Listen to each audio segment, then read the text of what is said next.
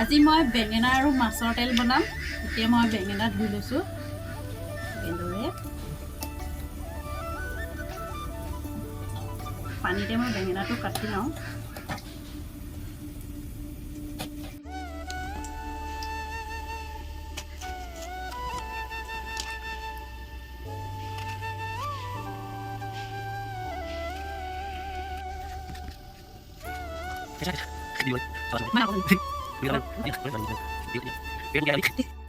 এতিয়া মই মাছৰ তেলৰ লগত আৰু দিম পিঁয়াজ।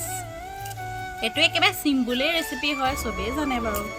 মাছে আৰু বেঙেনা মাছৰ তেলৰ লগত বেঙেনা বনোৱাটো চবেই জানে, কিন্তু মই তথাপিতো এটা ৰেচিপি আপোনালোকৰ মাজত শ্বেয়াৰ কৰি দিওঁ বুলি ভাবিছোঁ।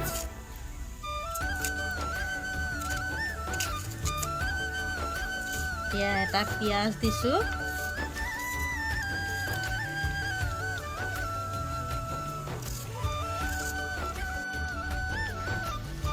আৰু মই কেঁচা জলকীয়া কাটি দিছোঁ ইয়াতে।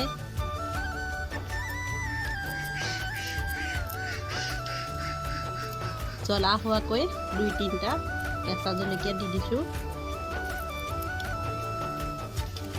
আৰু দিম এটা নহৰু।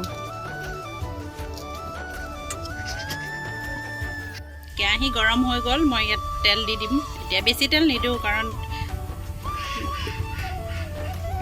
তেলতে মই নহৰু দি দিছোঁ।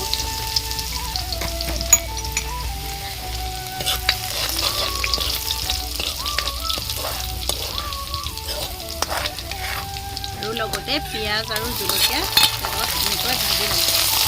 ৰঙচুৱা হোৱালৈকে অলপ ভাজি লৈছোঁ।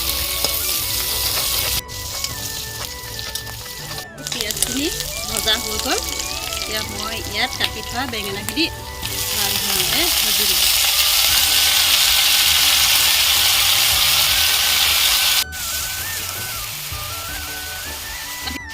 সোৱাদ অনুসৰি মই নিমখ দিছোঁ।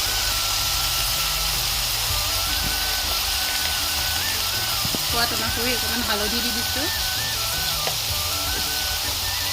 এতিয়া ভালকৈ মই ভাজি লওঁ। কালাৰ আহিবৰ কাৰণে ৰেড চিলি পাউডাৰ 1 চামুচ দিছোঁ।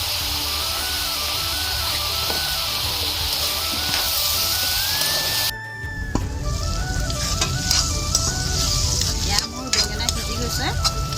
ইয়াতে মই মাছৰ তেলখিনি দি দিম।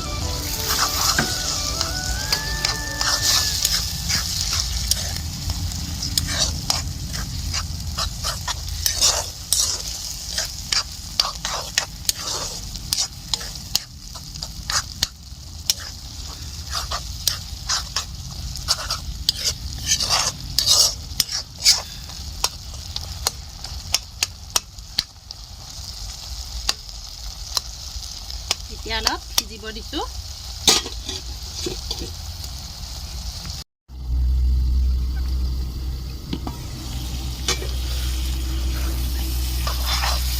এতিয়া মাছৰ তেল আৰু বেঙেনা ভাজি হৈ গ'ল, মোৰ শুকাই গৈছে ইয়াত।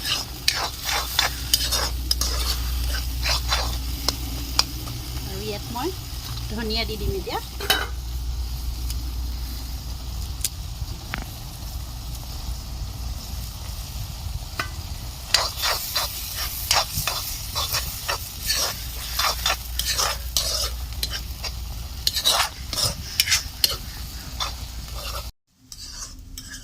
যিসকলে খাই পোৱা নাই এনেদৰে বনাই খাব।